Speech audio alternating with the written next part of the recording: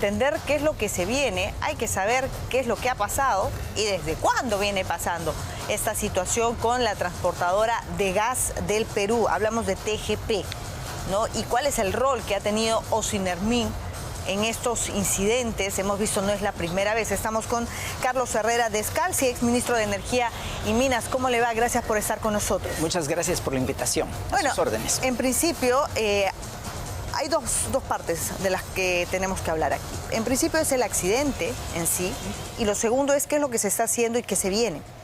El accidente parece que no es la primera vez, al menos en esta zona sí, pero anteriormente han tenido otros incidentes con roturas de tuberías. Sí, en los primeros años de TGP hubo varios casos de roturas de tubería. Uno de los problemas es que no conocían bien el terreno. Los terrenos de la selva son terrenos bien difíciles, bien especiales, que se deslizan, entonces produjeron roturas de tubos. Hubieron varios incidentes en los primeros años, es lo que recuerdo. Este es un incidente totalmente diferente. Aquí no ha habido, que yo sepa, no ha habido desplazamiento del tubo. Lo que ha habido es fuga de gas. Ahora, ¿qué es lo que ha causado la fuga de gas? Eso es lo que no se sabe a precisión. Pero el hecho es que la fuga de gas ha encontrado un punto caliente y el punto caliente ha producido una flama. Y entonces la flama, eso es lo que le llaman... Incluso podemos ver las imágenes, sí, si me ayudan el switcher. Y la flama tiene que haber dañado profundamente el ducto porque está a una temperatura bien alta. Al calentarse los materiales se debilitan. Justamente tenemos esta imagen. Podemos poner la imagen de la deflagración porque es fuerte, ¿correcto? Entonces, sí te habla o sí te puede dar señales de que hay una afectación extensa, por lo menos. Claro. Ahora, ¿qué implica esta afectación? Porque lo que se está haciendo es, por lo menos es lo que se informa, tratando de apagar justamente esta llama enorme a través de helicópteros. Claro, primero tienen que esperar que el gas se extinga. O sea, la llama se va a apagar cuando ya no haya más gas. Supongo que apagarlo en la zona no va a ser nada fácil. Pero una vez que termine eso, el ducto, esa zona ha quedado dañada. Entonces van a tener que sustituir toda la parte que está dañada, porque ese material ya calentado no sirve. Entonces van a tener que cortar el ducto y poder poner otro pedazo de ducto y revisar los sitios donde ha fallado las válvulas. Ahora, ¿cuánto tiempo podría tomar esto? ¿Usted cree que, bueno, ya han transcurrido 2 días, en 12 días esto pueda volver a estar en funcionamiento? Depende de las facilidades que tengan. Yo lo veo difícil, pero lo que debieron haber presentado es lo que se llama un cronograma.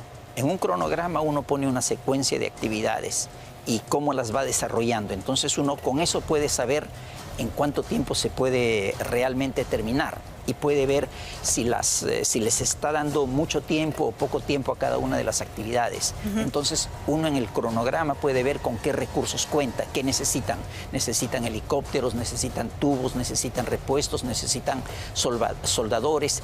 Esto está en una parte difícil además. Entonces recién a partir de allí uno podría saber cuánto es el tiempo que necesita y según el tiempo que necesita entonces ver cuáles son las medidas que se toman. Probablemente requiera más tiempo, correcto, pero ya hablamos de pérdida de gas. ¿En cuánto se podría estimar o por lo menos haciendo un cálculo de cuánto es lo que actualmente se importa, cuánto es lo que vamos a requerir? Ahí el tema es terrible porque mire, se han afectado los 2 ductos, ¿ya? Un ducto es el que lleva los líquidos. Esos líquidos se procesan y de ahí sale el GLP. El GLP que se produce ahí es más o menos el 70% del GLP que consumimos. Importamos 30%. Ahora vamos a tener que importar 100%. Entonces, triplicar la capacidad de importación, eso no es tan fácil ni tan rápido. Y no sé si hayan almacenamientos, etcétera. Entonces puede ser una tarea compleja. Ahora, lo que se hablaba en las últimas horas también era de que habría cierto remanente, cierto gas que se podría ¿no? También repartir. ¿Cómo se podría hacer? Ese es el que se está utilizando. O sea, el ducto es tiene casi cerca de 1000 kilómetros, ¿no? Lo que queda de ducto son 850 kilómetros, porque lo que han hecho es El ducto cada cierto recorrido tiene unas protecciones que lo cierran en un caso como este. Entonces, lo que se ha perdido es el que está entre los dos tramos donde se ha producido el accidente, pero el resto está allí. Entonces el resto se va a ir descargando. Ese es el que está en estos momentos suministrando. Lo que se tiene que hacer es que dure lo suficiente para que no afecte al consumidor residencial. Para ello significa poder cocinar, ¿no? Y para el transporte público. Hay transporte que solo usa gas natural. Si le quitan el gas natural, la línea del Metropolitano ya no funciona. Claro. Ahora, Ocinermin es el ente encargado de la supervisión. ¿Qué otro ente más es el encargado? ¿Se ha venido fiscalizando esta situación?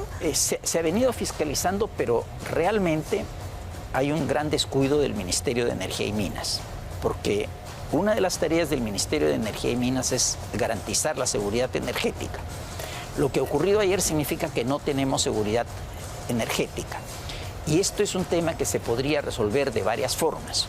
Una de las formas sería haber tenido un ducto paralelo en la zona donde es más peligroso, la zona de selva, donde es más riesgoso. Otra forma sería poder tener un almacenamiento de gas al final del ducto.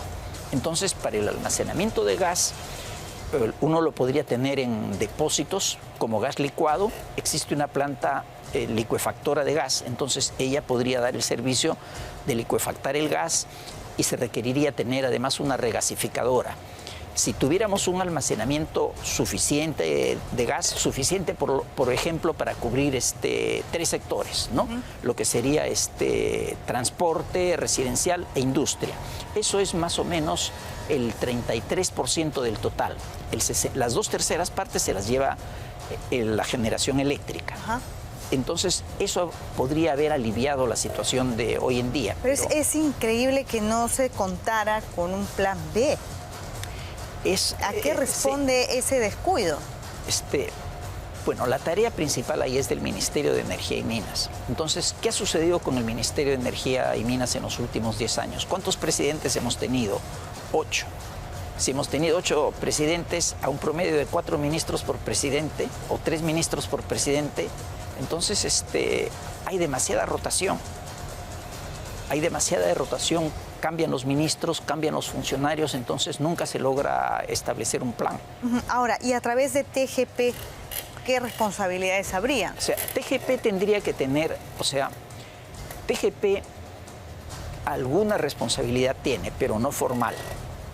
Es decir, esta responsabilidad tendría que haber estado en su contrato.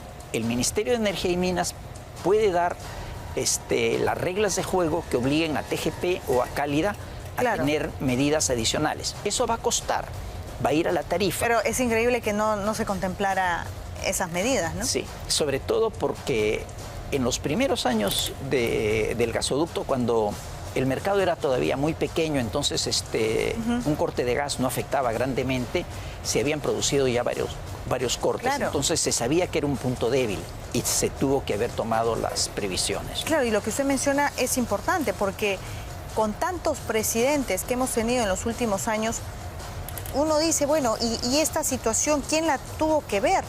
¿En cuál de los gobiernos se tuvo que determinar la fiscalización o hacerle por lo menos el seguimiento a estos incidentes anteriores para que no se vuelvan a repetir o implementar o exigir la implementación de estos planes ¿no? adicionales? Claro. El trabajo de un funcionario en esto es adelantarse a lo que puede ocurrir y cubrir las circunstancias que se pueden presentar, especialmente cuando representan un efecto pero esto tendría grave, ¿no? que haberse contemplado en el contrato inicial, ¿no? Hay en la ley de hidrocarburos una obligación de tener un almacenamiento de 15 días para los que están en combustibles líquidos. Entonces, por extensión, se podría decir que en un suministro que creció tanto como el del gas natural debería haber un equivalente. Se podría haber exigido de esa forma. Ahora, de repente, por eso es que hablan de estos 14, 15 días. Ahora, vamos al otro punto que ya es la afectación directa. Según la Asociación Automotriz, estamos hablando de 330.000 aproximadamente vehículos ¿no? Ligeros, livianos, entre ellos los taxis, que son los que más afectados se ven en estos momentos. la alternativa para ellos es ir a la gasolina. Sí, porque son motores que han sido reconvertidos. Pero necesariamente tiene que subir el precio de la gasolina. Es que va a ocurrir lo siguiente, ¿ya? Siempre hay oferta y demanda. Habían 330.000 vehículos que consumían gas natural. No tienen gas natural. ¿Qué van a hacer ahora? Consumir gasolina. Entonces la demanda de gasolina va a aumentar. Y cuando aumenta la demanda y la oferta no llega tan rápidamente, los precios suben. Ahora, ¿pero el gobierno puede hacer algo en ese sentido? Depende de la capacidad de las instalaciones que tenga el sistema para responder a eso. Entonces, el sistema de abastecimiento de combustibles tiene que tener una capacidad de transporte, una capacidad de almacenamiento, una capacidad de distribución. Si no la tenemos, vamos a tener problemas. Por otro lado... Pero por ejemplo, Petroperú, ¿no? Subiendo los precios de la gasolina, podría, digamos, distorsionar y generar una especulación tremenda, ¿no? Petroperú en estos momentos tiene dificultades financieras. Entonces, por los acontecimientos internacionales, el precio del petróleo va a subir. Y creo que Petroperú puede llegar a tener dificultades para conseguir petróleo, para poderlo pagar. Y si no tiene la capacidad suficiente, eso va a repercutir también en el servicio. Entonces el Estado tiene que ver cómo cubre las necesidades de Petroperú, porque atiende más o menos el 25% del mercado nacional. Adicional, claro, que no lo habíamos todavía conversado, pero adicional a ello está la crisis, ¿no? Esta guerra que se está iniciando en Medio Oriente y el impacto que tendría en nuestro país, ¿no? Es tremendo lo que se viene. Sí, y a eso, mire, hay una cosa que tampoco estamos mirando. El gas natural atiende más o menos el 40, el 50% de la generación de energía eléctrica. Ese gas natural va a ser sustituido por diésel. Entonces, así bruscamente la necesidad de diésel va a crecer enormemente. Felizmente, las plantas de gas que están en el sur, los concesionarios han cumplido con su función y sus tanques tienen los 15 días de combustible, pero ya tienen que haber pedido combustible, porque después de esos 15 días, esos tanques van a quedar vacíos y la cantidad que se requiere es una cantidad enorme, o sea, entra otro consumidor que no estaba en la cuenta. Ahora, ¿qué es lo que en estos momentos tendría que hacer el particular, el transportista de taxis, adelantándose un poco a lo que se viene? ¿Qué es lo mejor? ¿Qué es lo que usted recomendaría o sugeriría? Claro, en el caso del transportista, él tiene, con motores con dos combustibles, él tiene la alternativa de usar gasolina. El problema es que la alternativa de usar gasolina le duplica o le triplica el costo. Claro. Y eso es un golpe fuerte económicamente. No tiene posibilidad. Entonces, para él la única posibilidad es que el sistema provea de un almacenamiento que cubra contingencias como estas. Entre el consumo residencial y el consumo de transporte será pues un 15, un 20% del total del consumo. Entonces, si uno tuviera almacenado o una capacidad de almacenar de 15%, de 20%, de 30%, podría pasar estas contingencias. Entonces, podría haber ocurrido el accidente, habría que haber tomado algunas medidas de restricción, pero no tan estrictas como las que se tienen en estos momentos. Ahora, y para el particular, lo mismo, solo que va a tener que pagar el aumento. La gasolina sí o sí va a subir de precio. Sí, o sea, la gasolina va a subir por varias razones. Primero, porque la demanda va a crecer en el mercado interno. O sea, hay 350.000 consumidores más, que antes tenían gas y ahora van a pedir gasolina. Luego, porque el precio internacional del petróleo va a subir con el problema de Irán. Entonces, el taxista y el transportista tiene que ver si le puede pasar el precio al consumidor. El consumidor no va a resistir una subida tan alta. Claro. Ahora, y al particular, y con esto termino, al particular, o cuál sería la proyección, ¿no?, que usted avisora en los próximos meses. O sea, la tendencia va frente a esta situación de incrementos de los combustibles. ¿Cuál va a ser la otra? ¿Irse a un vehículo híbrido, a un vehículo eléctrico? No, en tiempo mayor, para el Perú lo conveniente sería tener vehículos eléctricos. ¿Por qué? Porque el sistema de gas que tenemos en realidad solo atiende bien a Lima. El resto del país está servido por gasoductos virtuales, que son camiones que transportan o gas licuado o gas natural licuado o transportan gas natural comprimido. Pero no tenemos un sistema de gas a nivel nacional. En cambio, sí tenemos un sistema eléctrico a nivel nacional, salvo la ciudad de Iquitos. Todas las capitales de departamento están conectadas eléctricamente y el sistema eléctrico ha sufrido un golpe muy fuerte, le han quitado 40% del combustible, sin embargo no ha habido racionamiento eléctrico. Sí. El sistema eléctrico sí tiene las precauciones, entonces... Vamos a ver qué pasa. Preferible ir a Igual es eléctricos. un sistema que está ahora mismo en el mercado un poco carito. Muchas gracias. Gracias por haber estado con nosotros, Carlos Herrera Descalzi. Recordar que él ha sido ministro de Energía y Minas.